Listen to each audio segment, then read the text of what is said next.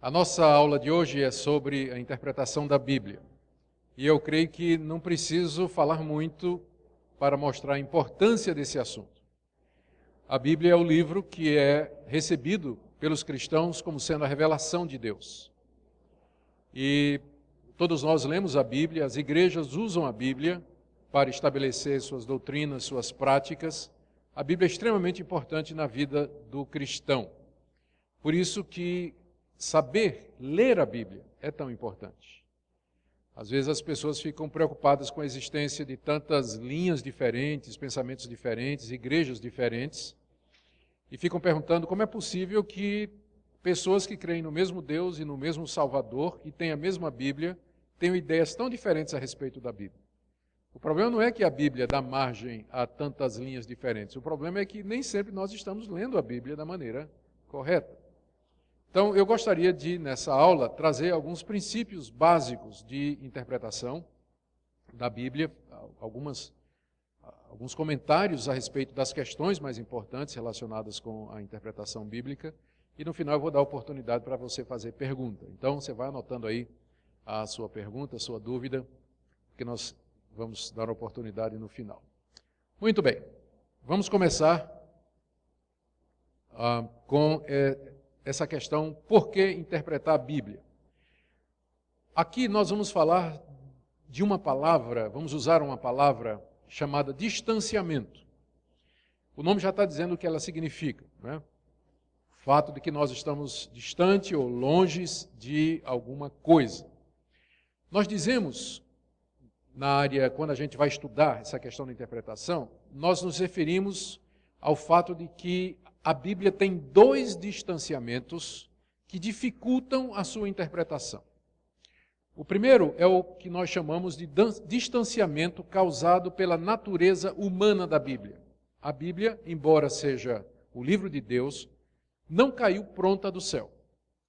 Deus fez a Bíblia ser escrita através de pessoas. E isso criou alguns problemas. Não é que Deus fez a coisa errada, não é? Mas a própria natureza da Bíblia, pelo fato de nós sermos o que somos, levanta algumas dificuldades, pela maneira como ela foi feita. Primeiro, ao distanciamento temporal. A Bíblia foi escrita, o primeiro livro há cerca de 4.000 anos e o último livro há cerca de 2.000 anos. E nós não estamos aqui falando da revista Veja que saiu ontem, e que você pega e lê, e que o distanciamento é 24 horas. Nós estamos falando de um livro muito antigo, muito antigo. Então, o distanciamento temporal levanta algumas dificuldades na hora de você interpretar esse livro, que é um livro muito antigo. Depois tem também o distanciamento contextual.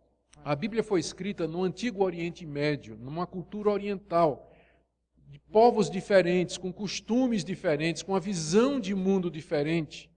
Hoje em dia não temos mais aquelas grandes culturas onde a Bíblia foi escrita. A cultura judaica que existe hoje é muito diferente da cultura judaica daquela época. A cultura grega daquela época em que o Novo Testamento foi escrito não existe mais. O Império Romano não existe mais.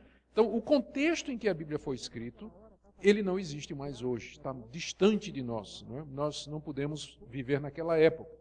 E há também o distanciamento linguístico. A Bíblia não foi escrita em português. Ela foi escrita em 3 línguas mortas, ou seja, que ninguém fala mais hoje. O hebraico bíblico, que se fala hoje em Israel, é o Yiddish, que é outro tipo de hebraico, embora muito parecido com o original. Foi escrita em aramaico, que é também uma língua morta, ninguém mais fala hoje, a não ser talvez uma tribo lá no Kurdistão, o pessoal diz que ainda tem alguém que fala essa língua lá. E o grego koiné, que é diferente do grego demotike, que se fala hoje na Grécia. Então, além de ser um livro que foi escrito há 2.000 anos, numa cultura que não existe mais, esse livro foi escrito em 3 línguas que ninguém fala mais hoje, não é? Então, vem a questão da tradução. Para você poder ler a Bíblia, ou você estuda essas 3 línguas, ou alguém vai ter que traduzir a Bíblia para você. Então, isso já levanta mais uma dificuldade no nosso caminho. Fora o distanciamento autoral. Se o pastor Sérgio me mandar um e-mail dizendo: reverendo, o senhor prega amanhã às 8 horas, eu posso mandar um e-mail de volta dizendo assim, 8 da manhã ou 8 da noite? Porque não ficou claro. Mas eu não posso chegar para o apóstolo Paulo e perguntar: Paulo, o que é que você quis dizer quando você escreveu os que se batizam pelos mortos? O que que essa expressão se batizar pelos mortos significa? Eu não posso mandar um e-mail para Paulo, não posso pegar o telefone e ligar para o apóstolo Paulo, não posso ligar para Pedro para dizer assim: Pedro, você disse que Jesus foi pregar os espíritos em prisão. O que você quer dizer com isso? Que Jesus foi no inferno pregar? Eu não posso fazer isso, porque Pedro está morto, Paulo está morto, Moisés está morto, Isaías está morto. Então, tudo isso torna a interpretação da Bíblia um pouquinho diferente de você ler a revista Veja ou Estado de São Paulo, ou seu livro predileto que foi publicado há 1 ano, 2 anos atrás. É um livro antigo, oriental, escrito numa outra cultura e com outras características diferentes do país em que nós vivemos e da cultura que nós vivemos, o Brasil do século XXI, onde todo mundo fala português e é uma outra cultura completamente diferente. Então isso só já devia nos alertar que não é assim simplesmente eu vou abrir a Bíblia e ler. Não é? Tem muita gente que acha que é só abrir a Bíblia e ler. De fato, eu diria que na grande parte é só abrir a Bíblia e ler. Mas tem esse aspecto humano da Bíblia que tem que ser levado em consideração. O outro aspecto do distanciamento é causado pela natureza divina da Bíblia. A Bíblia, de fato, é o livro de Deus. O que você tem na Bíblia é o Deus eterno, Espírito invisível, imortal, santo, justo, bom, poderoso, insondável, misterioso, tentando falar conosco, que somos criaturas. Então, a distância que existe entre Deus e nós, o Criador e a criatura, é muito grande. Então, tem um distanciamento. É Deus falando comigo, uma criatura. Então, isso já limita, porque eu não tenho onisciência, eu não sou totalmente objetivo, eu não vejo todas as coisas, eu não sei o que é que se passa na cabeça das outras pessoas. Então, você lê um texto divino, já é complicado por si. E o pior é que, além de eu ser uma criatura limitada, eu sou uma criatura pecaminosa. O pecado não só afetou a minha vida moral, mas também afetou a minha capacidade de interpretação. Então, eu não consigo ser totalmente objetivo, ninguém consegue. Eu não consigo compreender tudo perfeitamente. E no meu coração há uma tendência a rejeitar as coisas de Deus, porque eu sou um pecador. Então, vejam como é complicado, não é? A Bíblia é um livro... Por um lado, você tem que ler a Bíblia como ler qualquer outro livro. Mas, no outro sentido, você tem que ler a Bíblia como nenhum outro livro, porque nenhum outro livro é igual a ela. Nenhum outro livro é divino e humano ao mesmo tempo. Nenhum outro. A gente fala de livros inspirados, autores inspirados, e de fato tem. Né? Você lê as obras de Shakespeare, por exemplo, você lê os Lusíadas de Camões e todas aquelas grandes obras, você percebe que é uma grandeza, as obras de Homero, que impressiona pela beleza, nobreza, mas nada chega perto da Bíblia. Ela é única e nós devemos levar em conta esses distanciamentos. Como é que a gente vence a distância que nos separa da Bíblia? Duas coisas. Calvino, o grande reformador, que interpretou a Bíblia e nos deu um sistema de interpretação que é seguido nas igrejas presbiterianas, não porque é Calvino, mas porque nós entendemos que ele fez um trabalho muito bom. O lema de Calvino era orare et labutare, em latim, que quer dizer orar e trabalhar. E ele usava isso para se referir àquilo que nós temos que fazer para ler a Bíblia. Porque a Bíblia é divina, nós temos que orar antes de ler e pedir a Deus que Deus ilumine o nosso entendimento, que Deus nos dê compreensão para nós entendermos a mensagem da Bíblia. E depois nós temos que labutar, nós temos que ralar, estudar a Bíblia, estudar comentários, aí ele vai, estudar arqueologia, estudar as línguas originais, estudar história, porque a Bíblia, se é divina, também é humana.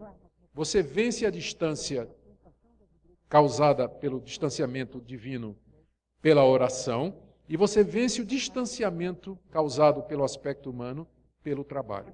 Ou seja, pela labuta. Você tem que ralar, você tem que ler comentário, ler tudo que lhe ajuda a compreender a Bíblia melhor para que você chegue ao seu sentido. Tá? Eu não estou aqui desencorajando ninguém de ler a Bíblia. Eu também não estou querendo passar a ideia de que só quem estudou teologia é que é capaz de entender a Bíblia. Na verdade, quem causou mais problemas na vida da igreja, através dos seus 2000 anos, foram os estudantes de teologia, não foi o povo.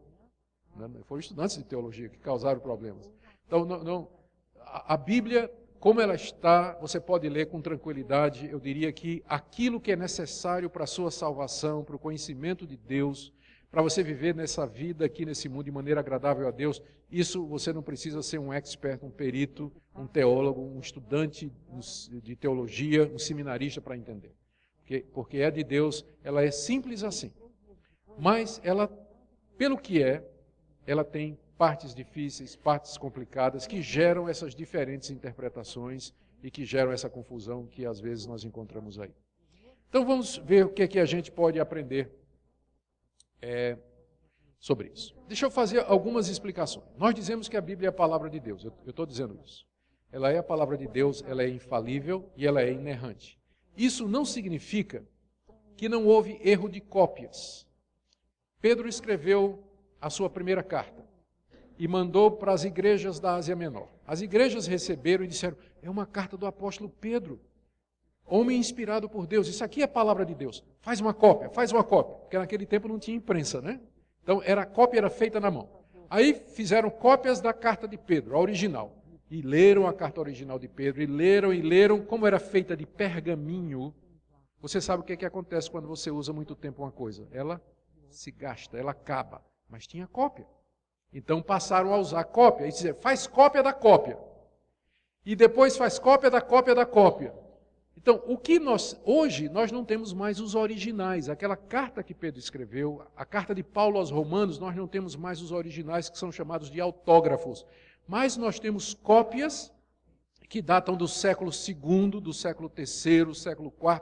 Nós temos pelo menos 5.000 cópias do Novo Testamento e vários outros milhares de cópias do Antigo Testamento.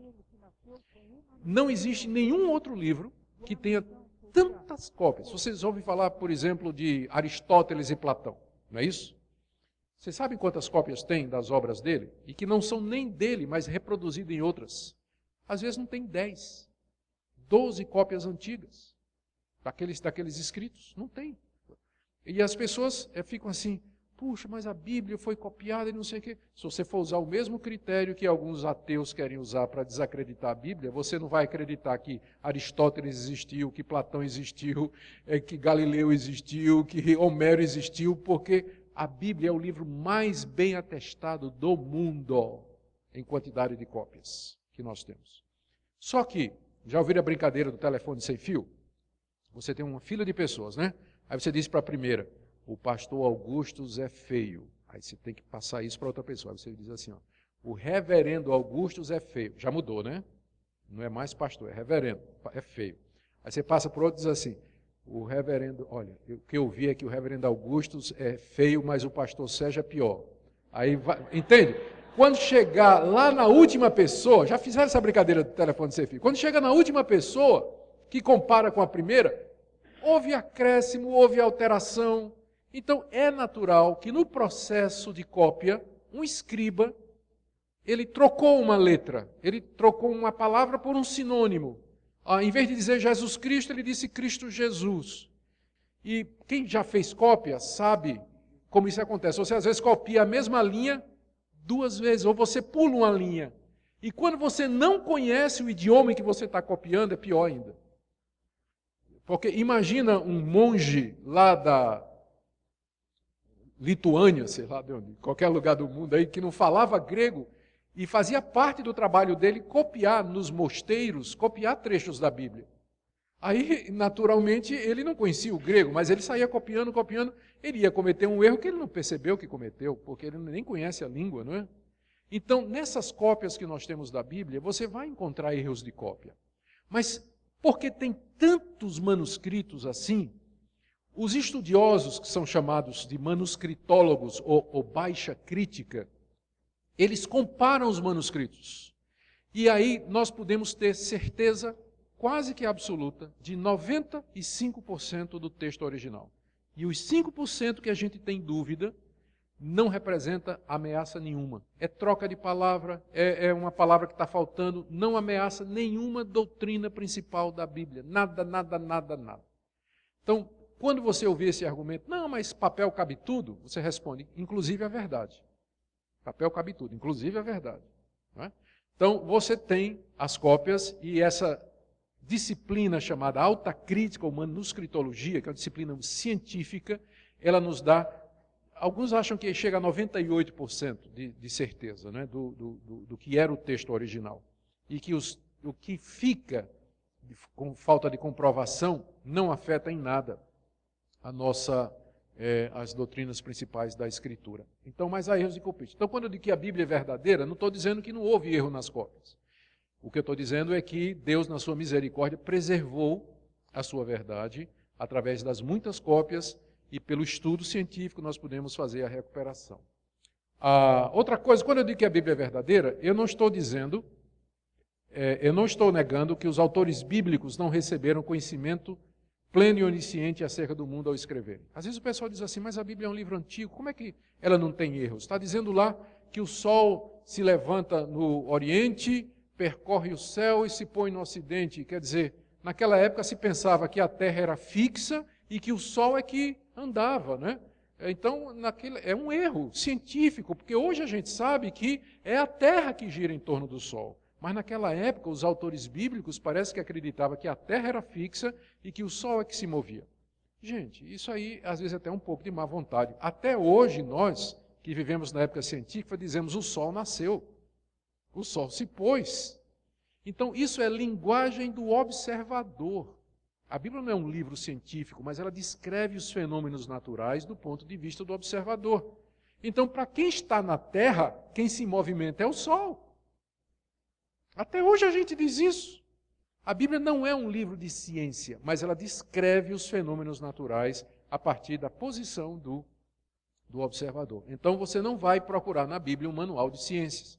Tudo o que a Bíblia diz a respeito da natureza, no que concerne a sua origem, que foi feito por Deus, que Deus é autor de todas as coisas, nós recebemos como verdade. Mas você não pode usar a Bíblia como sendo um manual de ciências, porque ela não usa linguagem científica. A linguagem científica é um fenômeno de 300 anos para cá, não é? É coisa que não se pode pedir dos autores bíblicos que tivessem isso. Terceira coisa, quando eu digo que a Bíblia é verdadeira e é inerrante, eu não estou dizendo que ela é clara, porque há partes difíceis de entender na Bíblia. O próprio Pedro, quando escreveu a sua segunda carta, ele se referiu às cartas de Paulo e disse assim, tem partes difíceis de entender nas cartas de Paulo. Então, se Pedro encontrou dificuldade nas cartas de Paulo, imagine nós, né? Então, tem partes difíceis na Bíblia.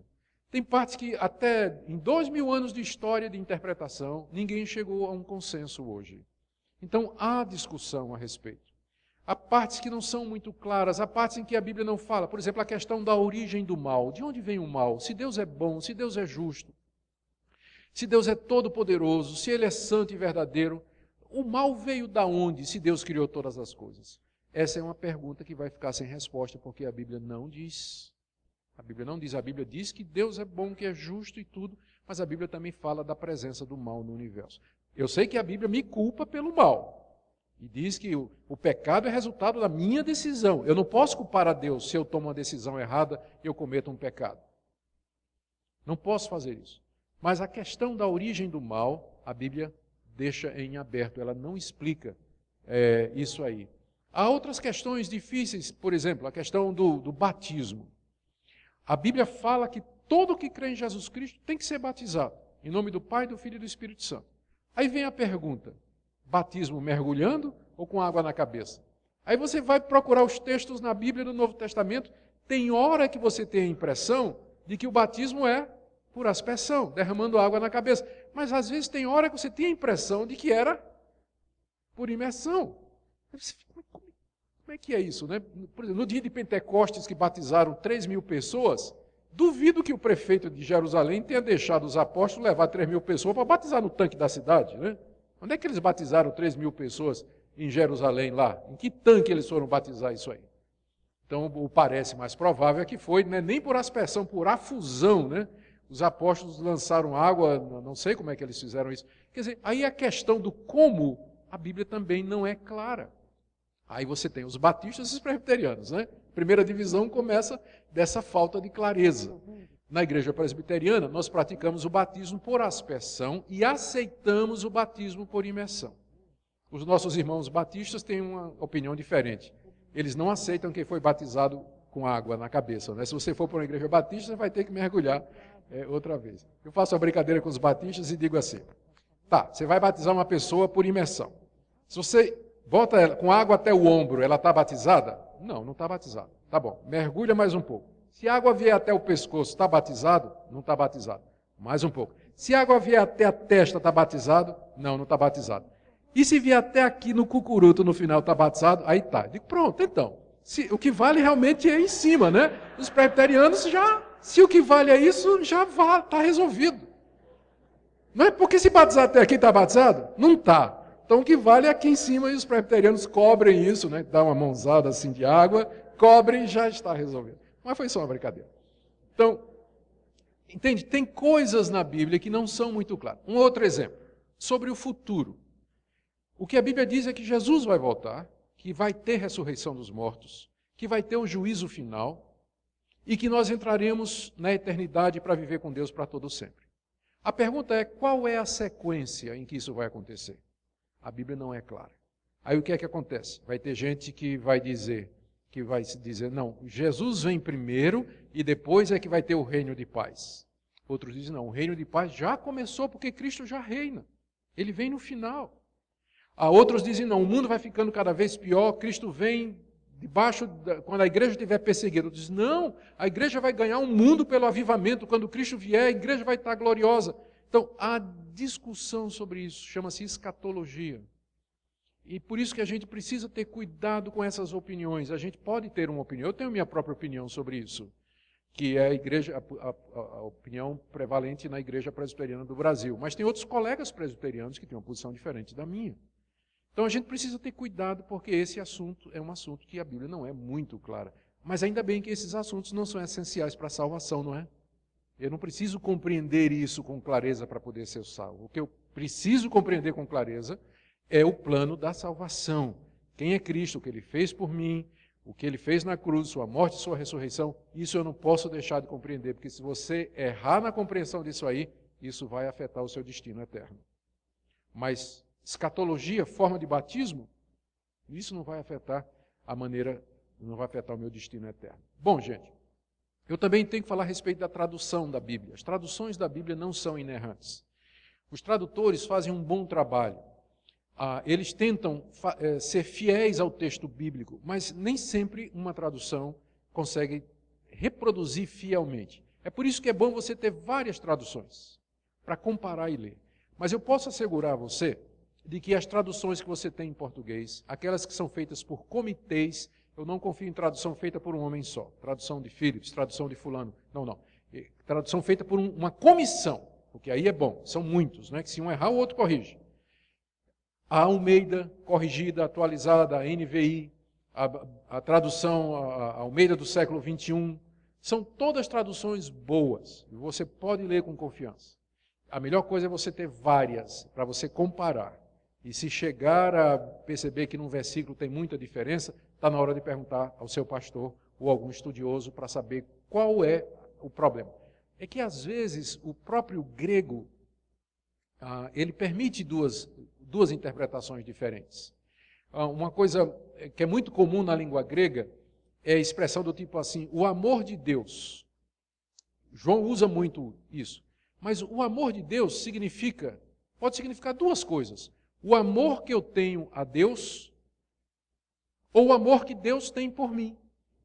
Quando você diz assim, pelo amor de Deus não faça isso, o que é que você está dizendo? Pelo amor que você tem a Deus, não faça isso.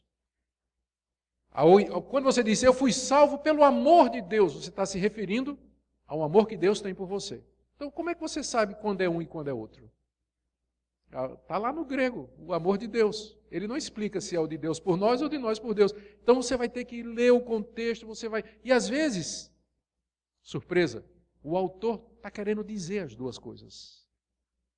O amor de Deus por você e o seu amor por Deus. Então, o tradutor, como é que o tradutor vai resolver isso? Ele às vezes vai ter que passar o problema para o leitor.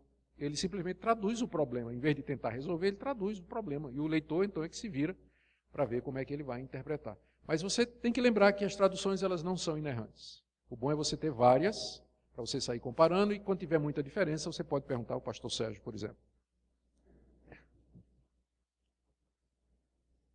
Deixa eu falar um pouquinho sobre o Espírito Santo, na obra da interpretação. Isso é muito importante. Nós precisamos do Espírito Santo para nos ajudar a interpretar a Bíblia. Isso, agora um detalhe, o Espírito Santo não ajuda preguiçoso. Não ajuda preguiçoso. É a mesma coisa, você vai fazer vestibular, não estuda e pede a Deus para passar. Se você diz assim, Deus me ajuda a entender a Bíblia, mas você não faz um esforço para ler, para estudar, para comparar, comprar um bom comentário, perguntar para alguém, não é tentar Deus do mesmo jeito? Né? Então, nós precisamos do Espírito Santo, mas lembrando que o Espírito Santo não vai fazer aquilo que Deus diz que é minha responsabilidade de examinar todas as coisas. Então, nós dizemos que nessa área de interpretação, o Espírito Santo fez três coisas. Fez três coisas. Primeiro, ele revelou a verdade de Deus. O Espírito Santo guiou Isaías. Isaías teve aquela revelação de Cristo morrendo na cruz. Segunda parte, o Espírito Santo inspirou Isaías para Isaías escrever Isaías 53. Ele foi morto pelas nossas transgressões, foi ferido pelos nossos pecados. E hoje, quando você abre Isaías 53, o Espírito Santo não vai lhe dar revelação, que ele já deu a Isaías, ele não vai lhe inspirar, porque ele já inspirou Isaías, mas ele vai lhe iluminar, para você entender o que é que Isaías escreveu. Então, hoje não tem mais revelação nesse sentido, porque revelação é para os autores bíblicos, para eles escreverem o que Deus revelou, inspiração. Hoje não tem mais ninguém inspirado. E, gente, como isso é importante, porque às vezes nas igrejas aparece gente dizendo que tem revelação, que foi inspirado por Deus. Se é revelação e se for inspirado por Deus, tem que ser colocado ao lado da Bíblia. Tem que ser colocado ao lado da Bíblia. O que o Espírito faz hoje é iluminar o nosso entendimento para a gente entender a revelação de Deus, a revelação inspirada. É isso que ele faz hoje. E é isso que nós temos que pedir a Deus, que ele nos ilumine na compreensão desse livro, que é a sua revelação inspirada. Bom, todo mundo, não existe uma leitura neutra. Isso aqui todo mundo concorda. Quando você lê, você põe óculos. Não me refiro aos óculos de ceguinho, como eu, né? Eu tenho que pôr óculos para ler, senão eu não enxergo nada. Então, eu preciso daquele... Por isso que fica estranho, às vezes eu pregando com aquele óculos pendurado aqui na venta, né? Olhando para vocês e olhando aqui. Eu preciso de óculos. Mas, existem os óculos interpretativos. Mesmo que você não use óculos de leitura, mas você usa óculos interpretativos. Quando você vai ler alguma coisa, você não lê de maneira direta. O que você acredita, as suas experiências, a sua vida, os seus traumas, as suas convicções, isso tudo vão formar os óculos pelos quais você vai ler um texto. Uma mulher afrodescendente, pobre, abandonada pelo marido, que mora numa favela de Salvador, ela não vai ler a Bíblia da mesma maneira que um milionário rico, branco, que mora nos Estados Unidos. As experiências diferentes vão produzir alguma diferença, vão influenciar a nossa leitura. Agora, eu não quero tornar isso numa pluralidade de interpretações que deixam a Bíblia sem um sentido único. Porque mesmo aquela senhora lá na favela de Salvador, ela pode acreditar nas mesmas coisas que aquele milionário morando em Nova York. Por exemplo, Jesus é o único Salvador, não há outro. Ela vai acreditar do mesmo jeito que o milionário. Mas o que ela vai tirar, o impacto da Bíblia na vida dela, a Bíblia vai falar para ela na situação dela e a Bíblia vai falar para ele na situação dele. Embora estas verdades sejam imutáveis. Então, o que a gente acredita faz muita diferença na hora de você ler a Bíblia. Os cristãos reformados, os cristãos do cristianismo histórico, por assim dizer, eles acreditam em algumas coisas que formam os óculos que eles vão usar quando eles vão ler a Bíblia. Primeiro, que Deus existe. Você pode dizer, mas pastor, isso é muito simples. Mas não é não. Um ateu vai ler a Bíblia de maneira diferente da sua. Porque eu creio em Deus, quando eu ler lá que Jesus andou sobre as águas, eu vou dizer, eu acredito nisso aí. Isso aqui é literal. O ateu vai dizer, isso não é literal, isso é um mito, isso é uma fábula. Por quê? Porque ele não acredita em Deus. Se ele não acredita em Deus, ele não acredita em milagre. E a Bíblia está cheia de milagres. Então, a gente começa com esse ponto fundamental. Existe um Deus, e esse Deus falou conosco pela Bíblia. Se você não acredita nisso, a sua leitura da Bíblia vai ser completamente diferente da minha. Mas a gente começa com esse pressuposto, que existe um Deus e que esse Deus se comunica de uma forma que eu possa entender. É isso que a Bíblia é. Segunda coisa, revelação progressiva. Deus não disse tudo de uma vez só. Ele foi falando devagarzinho. Lá no jardim, ele chamou Adão e Eva e disse, um dia virá alguém que vai pisar a cabeça da serpente. Não disse mais nada. Depois ele chamou Abraão e disse, sabe aquele que eu disse que vai pisar a cabeça da serpente? Eu vou dizer uma verdade a mais. Ele virá da tua descendência. E não só isso, ele vai abençoar todas as nações do mundo. Aí depois ele chama Davi e diz, você sabe aquilo que eu disse lá no Jardim do Éden, que eu disse a Abraão, eu vou acrescentar uma coisa a mais. Esse Messias que virá, ele virá de você, ele vai ser rei, e ele vai reinar sobre o mundo todo, coisa que não foi dita a Abraão. Chama os profetas e dizem, aí Deus diz, sabe aquele que eu disse lá atrás que ia ser assim? Eu vou dizer mais uma verdade, ele vai nascer em Belém, ele vai entrar em Jerusalém montado num jumentinho, e ele vai morrer numa cruz pelos pecados do meu povo. Deus levou 2000 anos dizendo isso. Ele não disse tudo a Adão lá no jardim, ele não disse tudo a Abraão, ele não disse tudo a Moisés. Ele foi dizendo paulatinamente.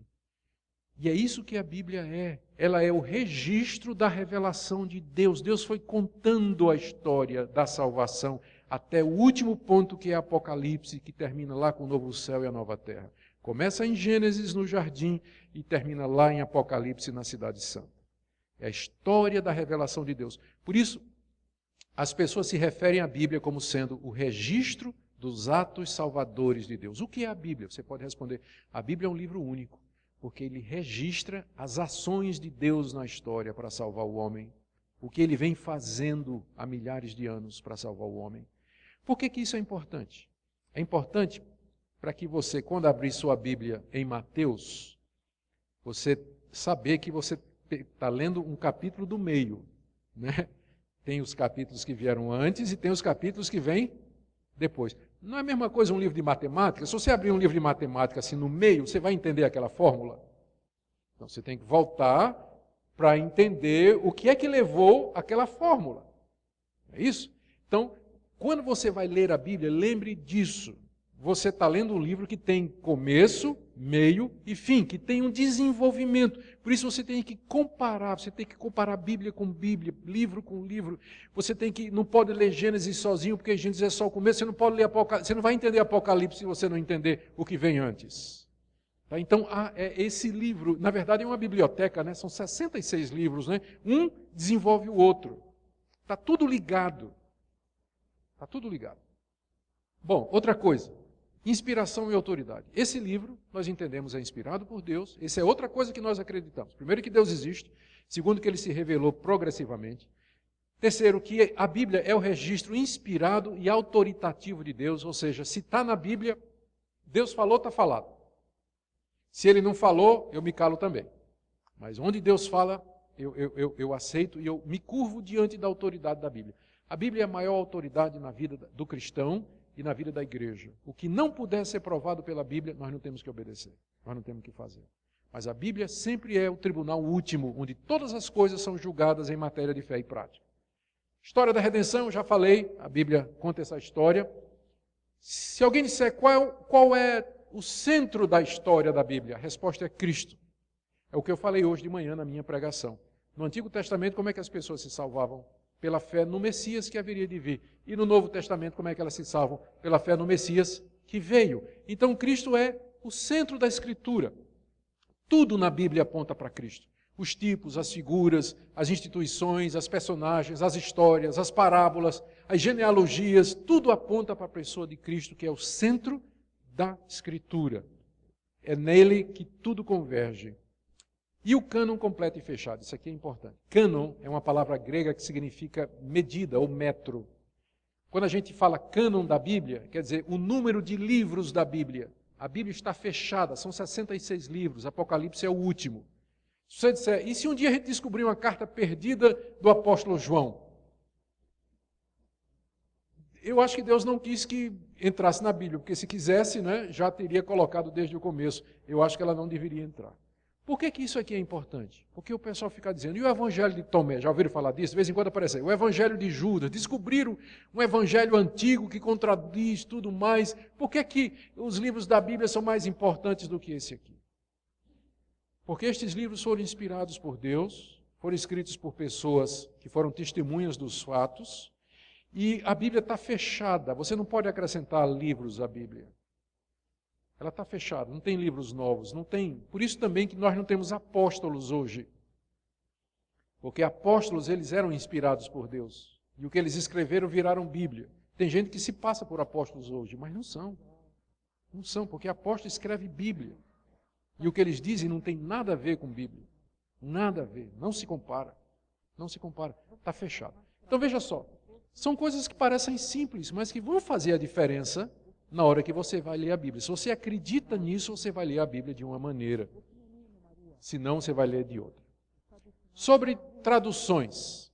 Deixa eu correr com isso aqui. Eu já falei um pouquinho sobre traduções, e deixa eu explicar alguma coisa sobre traduções. Tem duas maneiras de traduzir qualquer coisa. A primeira é chamada equivalência formal. Isso quer dizer o seguinte. Vamos pegar o hebraico. Não, vou pegar grego mesmo, que é mais fácil para mim. No tempo em que a Bíblia foi escrita, se pensava que as emoções eram na barriga. Mas é natural, porque o que acontece quando você tem medo? Qual é a primeira coisa que é afetada? Não responda. Não precisa responder. Né? Não é isso? A gente diz, dá um frio na barriga. Até hoje a gente diz isso, não é? Mas a gente sabe que as emoções estão acontecendo aonde? Aqui. Aí, na Bíblia, no grego, Paulo diz assim, literalmente, eu quero que vocês amem uns aos outros com todas as suas entranhas. Entranha é tripa. Entranha é tripa. Aquilo fazia sentido no mundo grego. Mas hoje, um rapaz chegar para a namorada e dizer, eu te amo com todas as minhas tripas, não faz sentido. Né? Aí o que é que o tradutor fez? Agora veja só, o tradutor vai traduzir a Bíblia. E ele encontra literalmente Paulo dizendo, eu quero que vocês se amem com todas as suas tripas, todas as suas entranhas. Se ele traduzir literalmente, essa tradução é boa? Não. Porque não faz sentido em português. Se ele traduzir, eu quero que vocês se amem de todo o coração, é o mesmo sentido numa linguagem que eu entendo. Aí você percebe que nem sempre a tradução literal é a mais fiel. Nem sempre a tradução literal é a melhor. A melhor tradução é aquela que traz o sentido original para o receptor moderno, de uma forma que ele compreenda. Um exemplo do hebraico. Lá num salmo, Davi diz assim, Deus é quem sustenta o meu chifre. Como assim Deus é quem sustenta o teu chifre, Davi? É porque chifre em hebraico significa força, por causa do touro. Fizeram uma analogia. Não é? Então a palavra para força em hebraico é a mesma palavra para chifre. Agora imagina o tradutor. Ele vai traduzir o salmo e imagina que ele traduz literalmente. Deus é quem sustenta o meu chifre. O brasileiro vai olhar assim e vai dizer, não. Uma tradução boa seria, Deus é quem me dá forças. Não é uma tradução literal, mas é uma equivalência dinâmica. Você traduziu no receptor de uma forma que ele entendesse o sentido do que está escrito. Então, dito isso, você tem algumas... Agora você pode classificar as traduções dessa maneira. Algumas traduções são mais literalistas, seguem aquele tipo de tradução que traduz mesmo o que está no original e não quer saber se faz sentido. Então você tem, por exemplo, a Almeida Revista e Corrigida, a Trinitariana, elas são mais literalistas. É ruim? Não, não é. Porque aí você pode ter uma ideia do que é que o original está dizendo, mesmo que não faça sentido em português, mas pelo menos serve para você ver como é que eles falavam. Do lado mais da equivalência dinâmica, mais ou menos ali no meio, você vai encontrar a Almeida Revista e Atualizada, a NVI, que combinam esse tipo de tradução, traduções bem equilibradas, e que você vai ter o melhor das duas coisas. E do lado mais extremo, você tem a Bíblia na linguagem de hoje, a NTLH, Nova Bíblia na tradução de hoje, que aí eles interpretaram demais a passagem bíblica, que a ponto de que não é nenhuma tradução, na verdade, a gente diz que é uma paráfrase, porque não chega a ser uma tradução, porque tem muita interpretação. Na tentativa de fazer uma Bíblia numa linguagem muito popular, eles tentam resolver os problemas que há no próprio texto original e tudo. Eu gosto de ter para comparar. A minha sugestão é que você tenha uma ARC corrigida, que é mais literal, você tenha a ARA ou a NVI, que está no meio, e uma NTBLH, Nova Tradução da Linguagem de hoje, você lê as três e compare. Tá? Eu uso a Almeida para pregar, porque eu acho que é a melhor. Uma linguagem boa, tradução muito correta. Tá bom? E caminhando para o fim. Última coisa, deixa eu ver que é a última. Depois vou ter algumas regrinhas. Uma coisa que é muito importante para interpretar a Bíblia é a questão do gênero literário. Todo mundo sabe o que é um gênero literário. Você vê, tirando a palavra literário, gênero, filme. Quando você entra, por exemplo, num site que está falando do que está acontecendo, filmes estão sendo exibidos, você vê que tem vários tipos de filme. Aí ele vai dizer ação, aventura, romance, policial, drama, infantil. São gêneros, não é? Gêneros. E na parte da escrita também tem gêneros. Poesia, ficção, história, novela, biografia, documentário, jornalismo. São gêneros diferentes. Agora, o segredo de você compreender um texto é você primeiro descobrir qual é o gênero dele. Se você recebe, se você não fizer a distinção entre uma conta bancária e um e-mail que seu marido mandou, uma declaração de amor, né? A primeira coisa que você tem que fazer é você fazer a pergunta: o que é isso que eu estou lendo aqui? A Bíblia tem muitos gêneros literários. Apocalipse, parábola, poesia, livro dos Salmos, por exemplo, poesia. Os evangelhos estão cheios de parábolas. Você não vai ler uma parábola como você lê, por exemplo, uma carta de Paulo, porque a carta de Paulo é uma carta. Então, quando você vai ler o livro dos Salmos, você vai ver que você não pode tomar literalmente. Porque diz assim: Deus montou num querubim, das ventas de Deus saíram chamas de fogo e ele despediu raios sobre a terra. É claro que isso é uma figura. Agora, se Paulo tivesse escrevendo isso numa carta, você diz, isso aqui, então, é assim, é literal.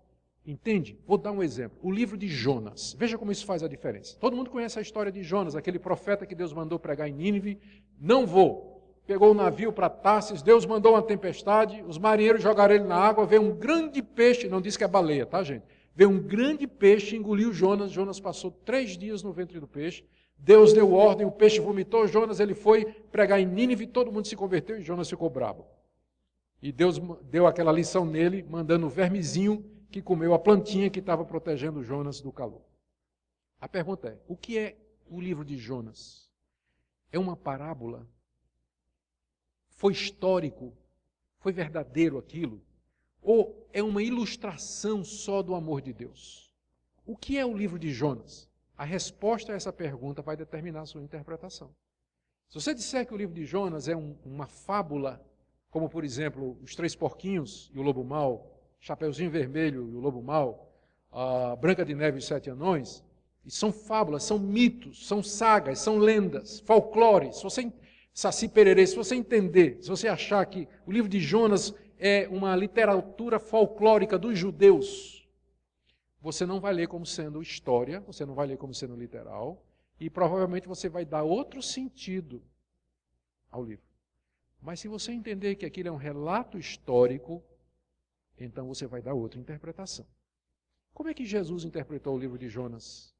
Como sendo história. Porque ele disse, da mesma forma que Jonas passou 3 dias e 3 noites no ventre do peixe, assim eu também ficarei no seio da terra. Se referindo à sua ressurreição. Um outro exemplo, parábola. A parábola, o que é uma parábola? Parábola é um tipo de história que você conta para ilustrar um ponto. Para ilustrar um ponto. Vamos tomar aquela famosa parábola do bom samaritano, que todo mundo conhece. Jesus contou essa parábola. Alguém perguntou para Jesus, quem é o meu próximo?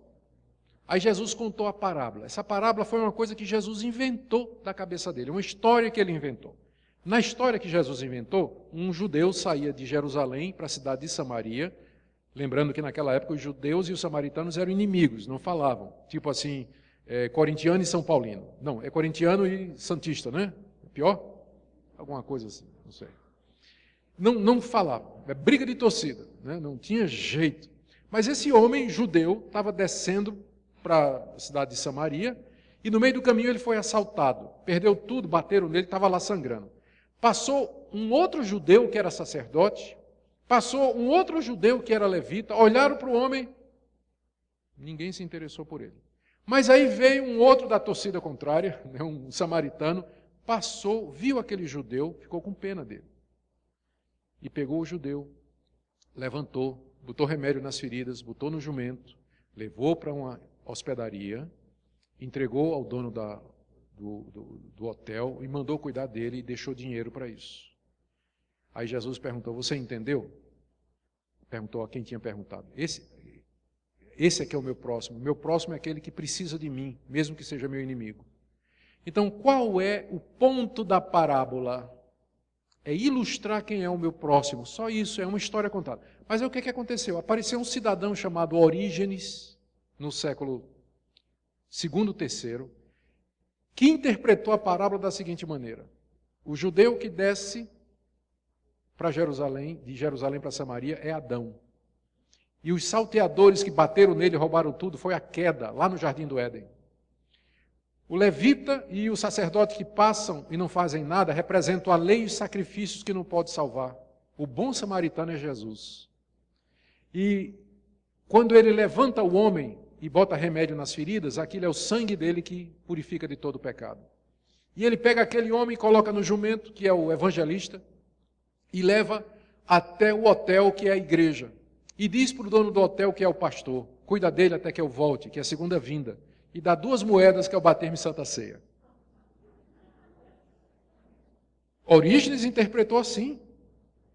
E vocês não percebem que tem muita gente que interpreta parábola assim, vendo esses detalhes da parábola, fazendo interpretações. Mas peraí, gente, parábola é um gênero literário, é uma história que Jesus contou para ilustrar um ponto. Qual é o sentido da parábola? É só um, quem é o meu próximo? Você não pode dar outros sentidos para a parábola. E aí você vê gente construindo doutrina em cima de parábola, em cima de ilustrações que Jesus usou. Então, a importância do gênero. Você tem que ler parábola como parábola, você tem que ler história como história, você tem que ler provérbio como provérbio, você tem que ler Apocalipse como Apocalipse. Certo? Isso é figurado, isso aí, tá? Regras básicas e eu fecho. Agora eu vou tentar fechar. Bom, regras básicas então para interpretar a Bíblia. Primeiro, a mensagem central da Bíblia é a revelação de Deus em Jesus Cristo, história da redenção. Se você sabe do que é que o livro está falando, você já vai começar a ler o livro com vantagem sobre alguém que vai abrir aquele livro e não tem a menor ideia do que é que ele é. Então, se você já sabe o tema desse livro, o enredo do livro, então você já vai interpretar os livros à luz desse tema maior. Então, regra número 1, saiba disso. A Bíblia é o livro de Deus. Ele fala da revelação de Deus em Jesus Cristo. O que é que Deus tem para nos dar, quem Ele é, o que Ele nos oferece, quem nós somos, de onde viemos, o que somos e para onde vamos. É o grande livro que responde às grandes perguntas que você tem. Então, leia esse livro assim, sabendo o que ele é. Não é um livro de história. Não é um livro perdido que não tem mais importância para nós hoje, mas é um livro atual, verdadeiro, que fala sempre, que responde os seus questionamentos. Primeira regra é essa. A segunda, a Bíblia é a sua melhor intérprete. Porque ela foi dada naquele sistema progressivo, as partes estão ligadas e uma parte depende da outra. Quando você encontrar uma passagem difícil, procure que você vai encontrar outras passagens que esclarecem. Em Mateus, em Lucas, no Sermão do Monte, Jesus diz assim: bem-aventurados os pobres, porque deles é o reino dos céus. Aí você pergunta, quer dizer que eu tenho que ser pobre para entrar no reino de Deus? Ótimo, porque eu sou pobre. Então quer dizer que o fato de eu ser pobre quer dizer que eu já estou salvo? Espera aí, leia a mesma passagem em Mateus. Aí você vai para Mateus, o que é que tem em Mateus? Bem-aventurados os pobres de espírito. Isso quer dizer os humildes, não é pobre financeiramente, porque você vai encontrar gente pobre muito orgulhosa, né? Muito cheia de si, pensando que é o rei da cocada preta. Tem muita gente pobre que pensa que é o rei do gado. Então não é pobre de espírito, que não quer dizer bobo ou doido, mas quer dizer humilde. Então sim, dos humildes é o reino dos céus. Então a Bíblia se interpreta. Ela é a sua melhor intérprete. Vá lendo, vá procurando que você vai encontrar a resposta para as dúvidas. Terceiro, o Antigo Testamento é interpretado pelo Novo. Não pense que o Antigo Testamento não tem uma mensagem para nós. Tem uma mensagem para nós, é uma mensagem maravilhosa. Só que você tem que ler o Antigo Testamento a partir do Novo. Quando você lê sobre os sacrifícios do Antigo Testamento, você não fica dizendo assim, então eu tenho que matar bicho para Deus me aceitar. Não, você tem que ler a partir do Novo. No Novo está dizendo que Cristo é o sacrifício. Ele é o Cordeiro de Deus que tira o pecado do mundo. Você não precisa matar animal para Deus lhe aceitar. Então você tem que ler o Antigo Testamento a partir do Novo Testamento. O texto quer dizer o que o seu autor quis dizer. Essa regrinha é fabulosa. É uma regrinha simples de interpretação. Chama-se intenção do autor. Quando você lê uma passagem da Bíblia, pergunte, qual foi a intenção de Paulo quando ele escreveu isso? Ele quis dizer o quê? E o sentido é aquele. Não vá procurar sentidos ocultos. Não vá procurar... Dá um exemplo. Lá no Antigo Testamento, no livro de Gênesis, está dizendo que Abraão pegou 318 homens nascidos em sua casa e fez guerra contra os reis de Sodoma e Gomorra e libertou o seu sobrinho Ló. Lembra essa passagem? Que Abraão pegou 318?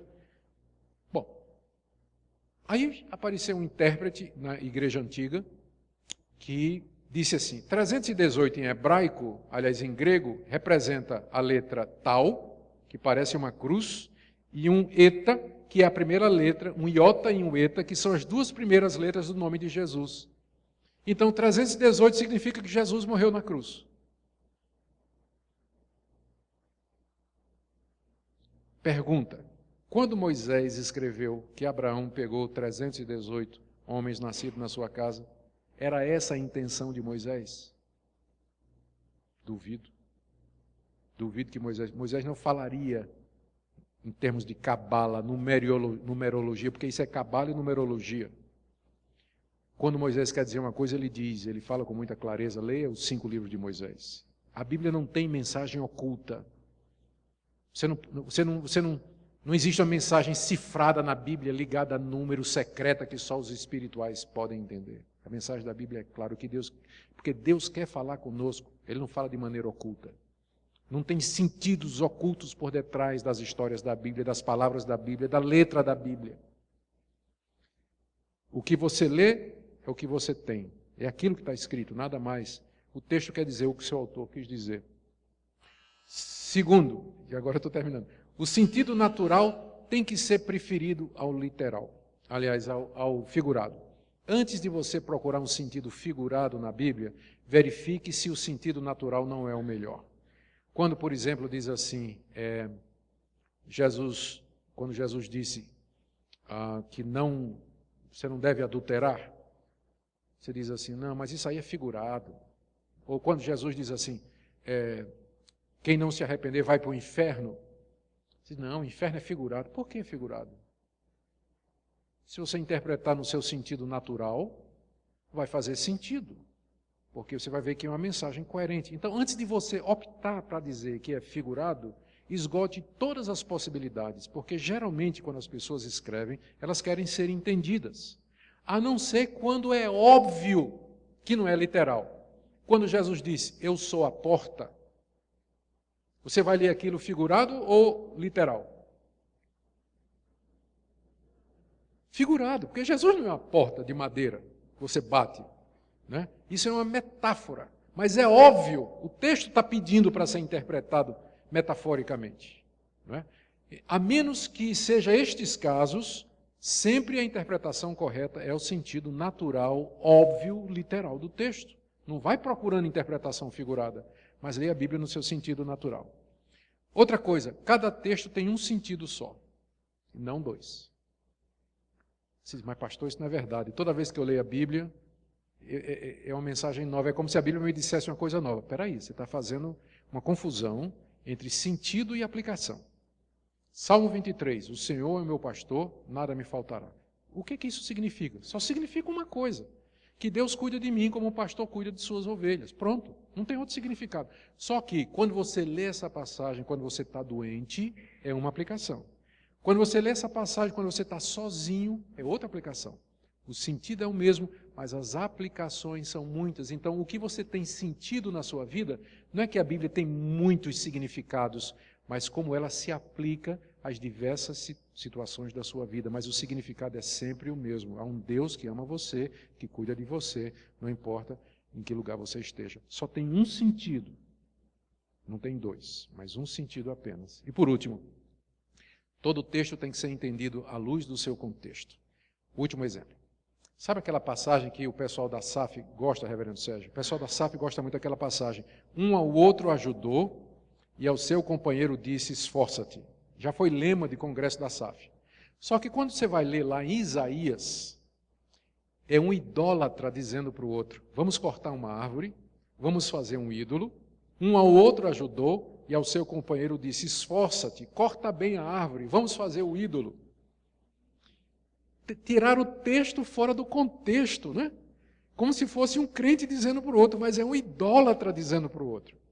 Então, se tivessem lido antes e tivessem lido depois, nunca usariam como lema da SAF, né?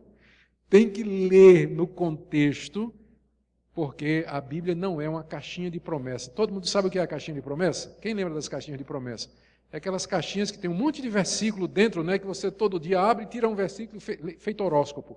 É o horóscopo do crente, é a caixinha de promessa. Aí você lê assim, a Bíblia não foi feita para você ficar lendo o versículo. Ela foi dada para você ler toda. Lê o livro todo, lê o capítulo todo, lê a passagem toda, lê a Bíblia toda, faça disso o alvo da sua vida. Lê a Bíblia toda pelo menos uma vez por ano. Pelo menos uma vez por ano. Em vez de ficar vendo aquela novela, vai ler sua Bíblia. Aí você vai ver como vai ganhar muito mais espiritualmente. Amém? Pronto, gente, eu creio que... eu ia dar umas indicações, para quem quiser depois pegar comigo, introdução ao Antigo Testamento, introdução ao Novo, geografia e arqueologia da Bíblia, hebraico, grego, hermenêutica, teologia do Antigo Testamento, teologia do Novo, metodologia exegética, então. Tem muita literatura para quem quiser se especializar nisso aí. Perguntas para a gente terminar. 2 só, por favor. Bíblias temáticas. Sim.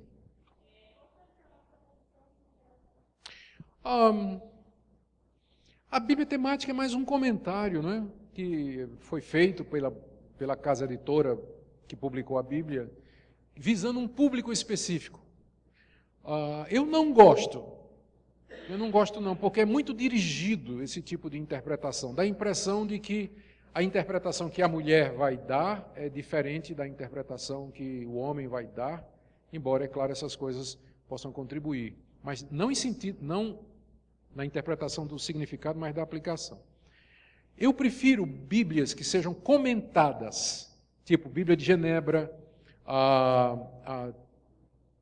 tem mais uma da NVI, a Bíblia comentada da NVI, que é muito boa também. Da Bíblia na linguagem de hoje tem um comentário muito bom, a Bíblia comentada, eu acho que também é muito bom. Eu prefiro as Bíblias comentadas, não as temáticas. Não é para jogar fora, mas se você vai usar para estudar e para se dedicar, prefere Bíblia comentada, tipo Bíblia de Genebra, que é a que a gente recomenda como sendo a melhor, tá bom?